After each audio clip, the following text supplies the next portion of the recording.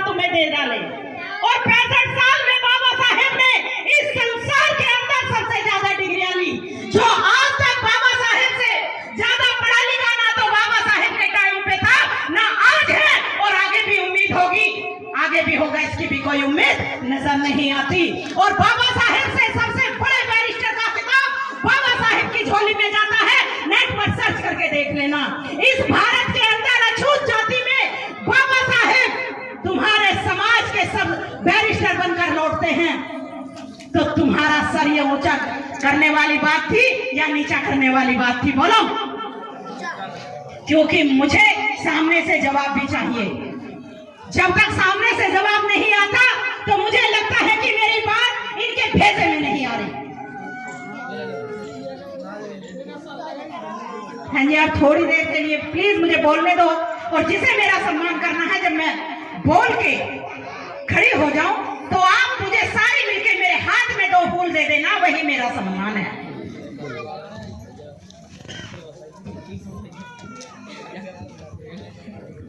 क्योंकि बार बार बोलने का दाता टूट जाता है, ध्यान उस तरफ चला जाता है। मैं आपकी भावनाओं की इज्जत करती हूँ, मैं आपकी भावनाओं की कदर करती हूँ, लेकिन मैं यहाँ इस समाज को बदलने की उम्मीद से बहुत कीमती टाइम निकाल कर आज यहाँ आए हैं। 7 घंटे यहाँ आने में लगे हैं, तो प्लीज इस टाइम को बर्बाद मत होने देना। बाबा साहेब ने बड़ी मुश्किल से हमें ये अधिकार दिए हैं, जो अधिकार बाबा साहेब से पहले 2500 सालों तक किसी ने नहीं दिला पाए। हमारे समाज के जितने समाज सुधारक हुए, उन्होंने कोशिश की, लेकिन बेचारों की हत्या कर दी गई। उन्हें इतनी सफलता नहीं मिली जितनी सफलता बाबा साहेब ने दिला ली। अरे बाबा साहेब से पहले संत कबीरदास जी, संत रविदास जी, जिनका मंदिर आप बनाकर बैठे हो, उन्होंने भी आपको अधिकार दिलाने की कोशिश की, उन्होंने भी आपको जगाने की कोशिश की, और उन्होंने पूरी ताकत लगाई।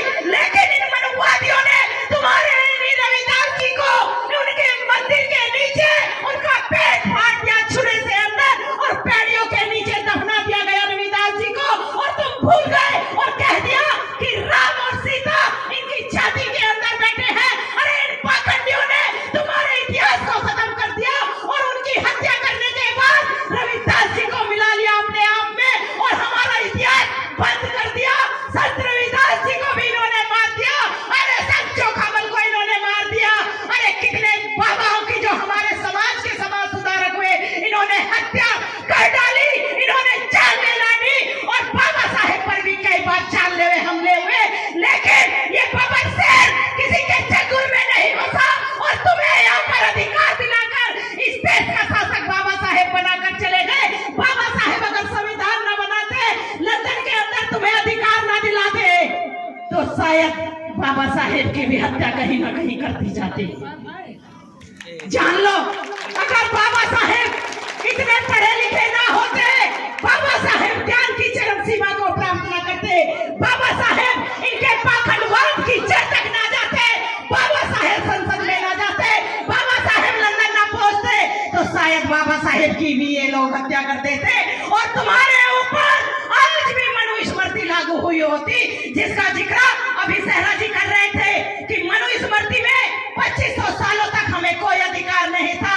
मनुस्मृति में केवल 4 वर्ण थे, और ये जान लो कि वो मनुस्मृति हमारे बौद्ध राजा बृहद्रथ मौर्य को मारकर लिखवाई गई।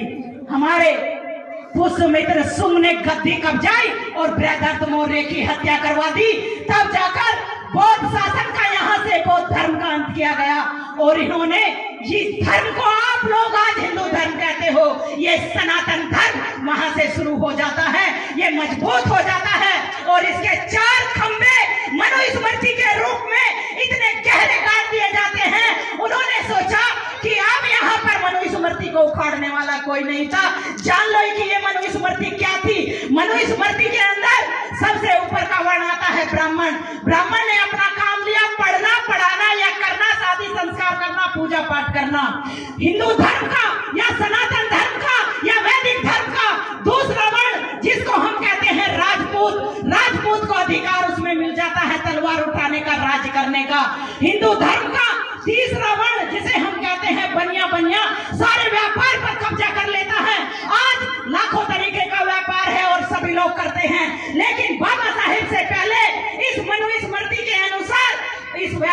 कब्जा था केवल बनिए का और हिंदू धर्म का, और चौथा लास्ट वर्ण था जिसे हम कहते हैं शूद्र।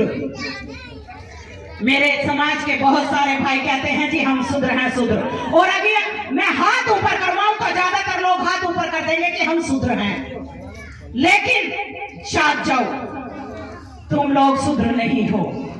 शूद्र मेरे वो भाई हैं, ओबीसी वाले वो भाई हैं जिन्होंने किसी कारणवश इनके हिंदू धर्म को अपना लिया था, वो भी अशोका के टाइम में, वो भी बृहदत्त मौर्य के टाइम तक बौद्ध ही थे, लेकिन जब इस भारत के अंदर मारकाट मची, ये मनुस्मृति लिखाई गई, तो शायद उनसे सहन नहीं हुआ होगा कि अपने बच्चों की गर्दनें धड़ाधड़ कटते हुए देखकर, शायद उनसे सहन नहीं हुआ होगा इन महिलाओं की इज्जत को लुटते हुए देखकर, इसलिए उन्होंने हिंदू धर्म के चौथे पायदान यानी के शूद्रों में अपनी गिनती करा ली, क्योंकि इन लोगों ने कहा कि कोई हमारे धर्म में आता है तो उसे छोड़ दो, और कोई हमारे धर्म में नहीं आता है तो उसकी गर्दन को होरन उड़ा दो।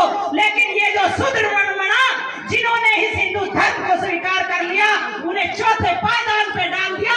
और है मेरे समाज के वीर लोगों, अपने इतिहास को जानो कि आप लोग कौन हो। जिन लोगों ने उनकी अधीनता को स्वीकार नहीं किया, जिन लोगों ने आगे बढ़कर ये कहा कि कुछ भी हो जाए लेकिन हम भगवान बुद्ध का मार्ग नहीं छोड़ेंगे, उन्हीं भगवान बुद्ध को मारने वाले वो सूर्यवंशी आप हो, वो वीर लोग आप हो, आपको बचा दिया गया यहाँ पर अछूत।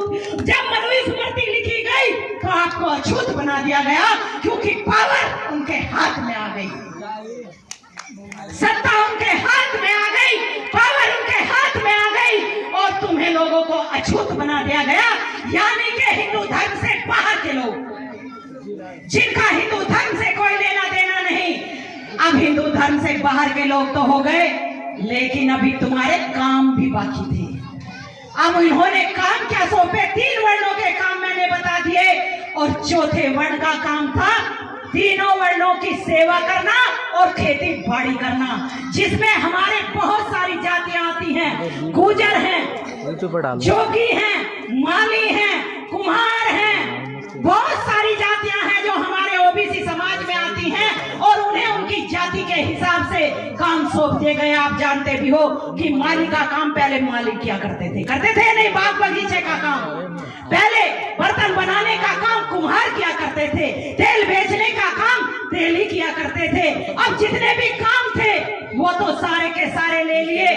पढ़ने पढ़ाने का काम ब्राह्मण पे गया, राज करने का राजपूत पे गया, व्यापार करने का बनिए पे गया, और जो खेती बाड़ी थी, बर्तन बनाने का काम था, कपड़ा बेचने का छोटे छोटे काम थे, वो सारे हमारे ओबीसी भाइयों के हिस्से में आ गए। अब तुम्हारे हिस्से में क्या आया, ये सोचने वाली बात है। बाबा साहेब के संविधान से पहले, यानी कि 26 जनवरी 1950 से पहले तुम्हारे हिस्से में कौन से काम थे? इस मनुस्मृति में तुम्हारे काम थे। मनुस्मृति क्या कहती है कि गांव की नालियों का गंदा पानी बहकर जो छोड़ में इकट्ठा होगा, उस गंदे पानी को ये अछूत लोग पिएंगे। कितना बढ़िया काम दिया था तुम्हें। सोचते चले जाओ, अब बाबा साहेब ना आते तो तुम्हारा क्या हाल आज भी होता। आगे मनुस्मृति में तुम्हारे लिए लिखा गया है कि जब भी गांव में कोई पशु मरेगा तो उस मुर्दा पशु को उठाकर ये अछूत लोग बाहर ले जाएंगे, और उसका मुर्दा मांस ये लोग खाएंगे। मनुस्मृति में लिखा गया है कि ब्राह्मण बने राजपूत के चलने के रास्ते अलग होंगे, और इन अछूतों के चलने के रास्ते अलग होंगे। उसी मनुस्मृति में लिखा गया है कि इन अछूतों के लिए अब शिक्षा का द्वार बंद हो जाता है।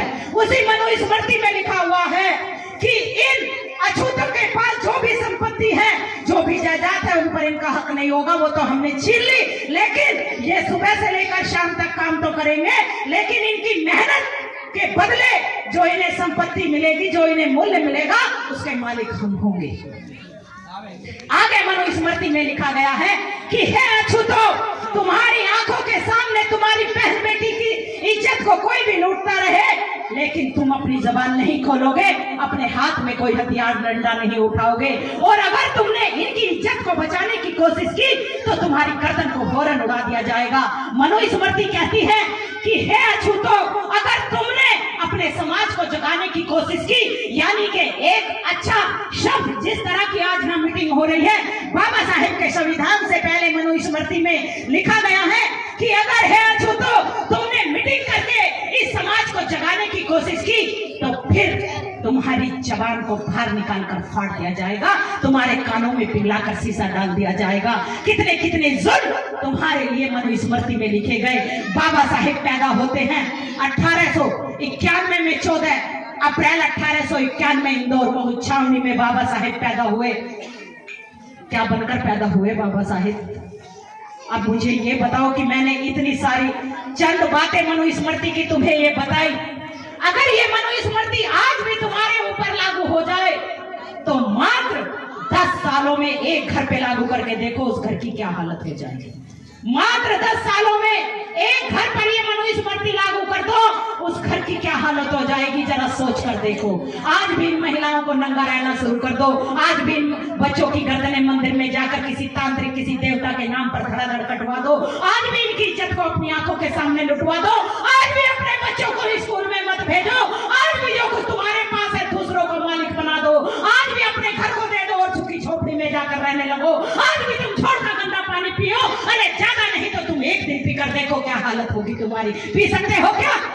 बोलो जवाब दो, मुझे पीछे से भी जवाब चाहिए। पी सकते हो क्या? हाथ उठा के तो मुझे सुनाई नहीं दे रहा, मैं बहरी। अच्छा नहीं पी सकते, लेकिन हमारे पूर्वजों ने तो पिया। 2500 सालों तक ये मनुस्मृति हमारे ऊपर लागू रही। इस भारत के अंदर रहने वाले कहते हैं 33 करोड़ देवी देवता हैं, लेकिन उस समय तुम्हारी मदद के लिए कोई नहीं आया। आया तो 14 अप्रैल 1851 में इंदौर महू छावनी बाबा साहेब डॉक्टर B.R. अम्बेडकर तुम्हारे मसीहा तुम्हारे भगवान बनकर वहां पैदा हुए और तुम्हें इस मनुस्मृति को आग लगा दी। बाबा साहेब ने अच्छा किया या बुरा किया? बोलो।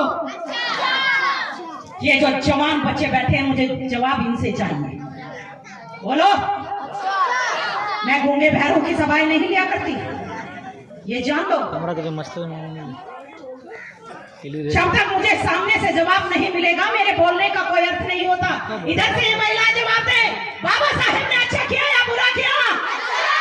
बाबा साहेब ने तो इस मनुस्मृति को 25 दिसंबर 1927 को महाड़ के अंदर आग लगा दी और लगवा दी, और उस जगह को जाना जाता है क्रांति भूमि के नाम से, जहां बाबा साहेब ने पंडाल बनाया था। कभी वहां पर जाओ तो देखना, उस भूमि को जाना जाता है क्रांति भूमि के नाम से, लेकिन ये मनवादी लोग उसका जिक्र तक नहीं करते हैं। क्यों करेंगे? और वहां बाबा साहेब की बहुत बड़ी मूर्ति लगी हुई है, कभी जाओ तो उसे देखना। बाबा साहेब ने तो अच्छा कर दिया, लेकिन आप लोग अभी तक अच्छा काम नहीं कर रहे। अब मुझे इधर से महिलाएं जवाब दें कि इतने सारे प्रोग्राम इस गांव में पहले भी हुए, क्या ये महिलाएं हिंदुओं के त्योहार नहीं मनाती? कितनी महिलाएं ऐसी हैं जो हिंदुओं के त्योहार नहीं मनाती? अब हाथ उठाओ। नहीं मनाती? अब हाथ बहुत कम रह गए हैं, अब हाथ बहुत कम रह गए हैं। जब तक ये महिलाओं के हाथ पूरे के पूरे ये कहने के लिए नहीं उठेंगे कि हम हिंदू धर्म के त्योहार नहीं मनाएंगे, हमारा हिंदुओं से कोई लेना देना नहीं है, हिंदू धर्म से हमारा कोई लेना देना नहीं है, क्योंकि बाबा साहेब ने बताया कि हमारे पूर्वज बौद्ध थे, हम भी बौद्ध हैं और हमारी आने वाली पीढ़ी भी बौद्ध ही रहेगी, तो हमें क्या लेना देना दूसरे धर्म से? हमारा धर्म कौन सा हुआ? बोलो, अरे जवाब दो, कौन सा हुआ? ये चाचा मैं चुप बैठे रहो। इस गांव के अंदर बच्चे बहुत हैं, वो भी काले पीले धागे पहनकर। एक एक घर में 4-4 5-5 है क्या?